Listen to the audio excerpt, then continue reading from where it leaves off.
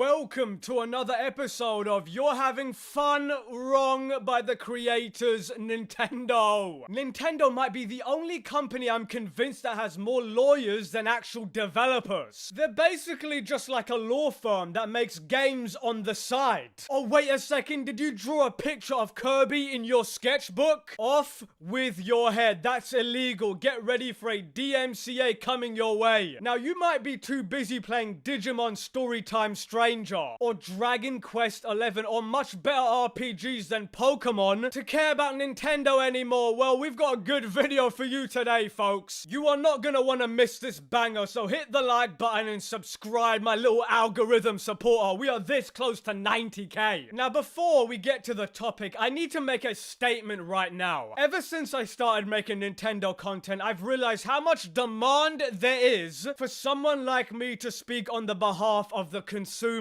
Because sadly, as of 2025, we still have a litany of creators on YouTube who are too busy building their relationships with Nintendo or Sony or Microsoft privately to ever speak up or give them any kind of hard criticism. Because they're too scared of losing their, media access. I can't even begin to describe how much of a pathetic life that existence is. For me, I make content that I myself would watch, whereas these corporate slaves make content that they hope Nintendo watches. Talk about missing the point. I just needed to make that clear before we start. The agreement with the viewers is that we not only entertain them, but we also help inform them on how to spend their hard-earned money. Anyway, let's get to the topic. See, Nintendo is suing everyone. Yeah, I know, it must be another day ending in Y. Now, I gotta be honest, I'm actually split on this because Reddit is pure cancer. But yeah, it looks like Nintendo is fighting with Reddit. It's like seeing Nintendo versus Reddit is like watching the cripple fight on South Park. Just pure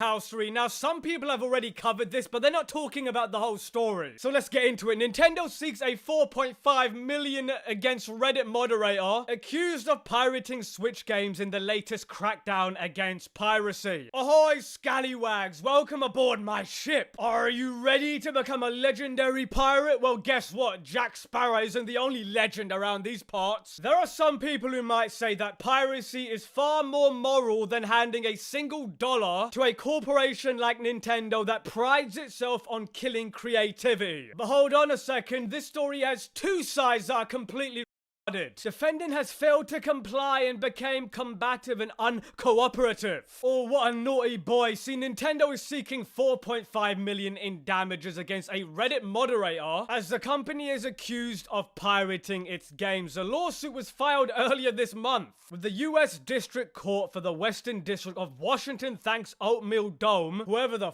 that is. According to a document, Nintendo is accusing James Williams, known as Archbox, of piracy, having facilitated a network of unauthorized shops that have been offered to the public extensive libraries of pirated Nintendo Switch games for download. Nintendo has accused Williams of copying and distributing its games, as well as actively promoting their distribution as a moderator on the Switch Pirates Reddit group. Now, the reason I said both sides are stupid is because Nintendo apparently sent him a cease-and-desist letter offering him a chance to walk away from the whole thing, and he ignored it and continued to sell pirated content publicly on Reddit. If anybody has remembered the movie Scarface, you remember Frank Lopez telling Tony, who advocated a very important life lesson: the guys that last in this business are the guys who fly straight, low-key quiet, but the guys who want the chicas, the champagne, the flash, they don't last. This fellow was apparently charging people pirated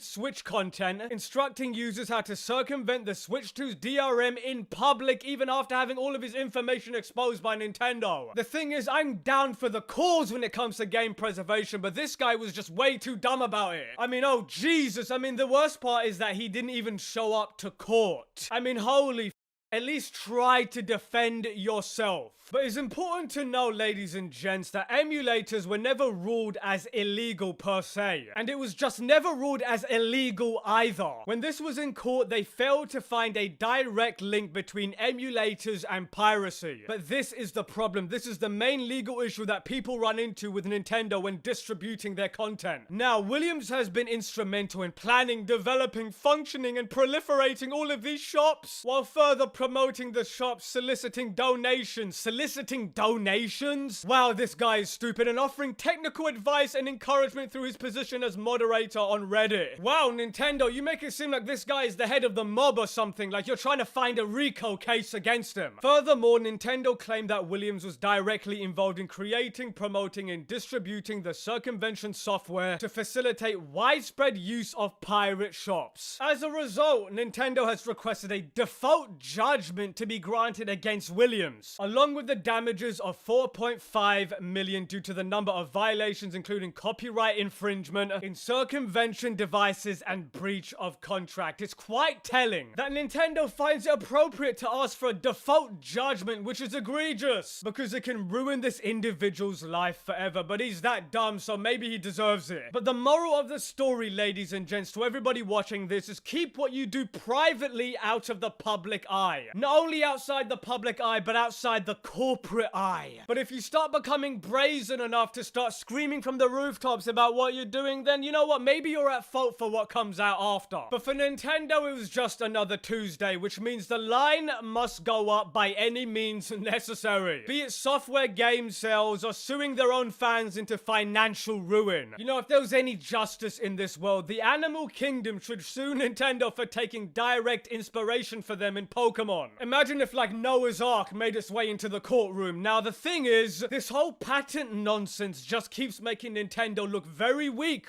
and lazy. Because honestly, there's something ironic about Nintendo copyrighting a game when they themselves were sued in the 80s for Donkey Kong being too similar to King Kong. Anyway, listen, my opinion hasn't changed. If buying isn't owning, then pirating isn't stealing. And the thing is, if you are a European, it doesn't matter what the, the end user license agreement says. It cannot overrule EU law. But remember, ladies and gents, no one hates Nintendo fans more than, Nintendo. But then again, remember, this is the same company who sold, a piece of cardboard for $70. But yeah, anybody who feels betrayed by Nintendo needs to remember the people who made the games that you grew up with are no longer working there. They're all just a bunch of Japanese businessmen who are in love with financial domination. But you already knew that because you watch my channel. These people, Nintendo, weaponize nostalgia and stand on the shoulders of the people who got them where they are today. Don't be a man-child Nintendo fanboy, because don't fall in love with companies. They will never love you back. We have Disney, we have Nintendo, the once great pillars of both quality and price, have now morphed into a giant pool of dog water that's overflowing. And they all have so much money to burn through before it actually affects them. More so Disney than Nintendo, who has, the average normally still buying their things. But Disney and Nintendo make substandard, mass-produced, overpriced drivel masquerading as quality. And then you have people like Nintendo blaming inflation. We all know the real inflation is the inflation of greed. Whether you like it or not, we know post-Iwata, post-Reggie, Nintendo is simply just a luxury nostalgia brand. Just completely, totally out of touch with what the company used to stand for. Purely just about maximizing profit nowadays. And on that bombshell. Oh, and I just want to make something clear. I don't think the Switch 2 will, quote, fail, but it will sell substantially less than the Switch 1 by the end of its life cycle. One can only hope they listen and understand that. Let me know what you think in the comments. I'll be watching very closely as usual. Manix out.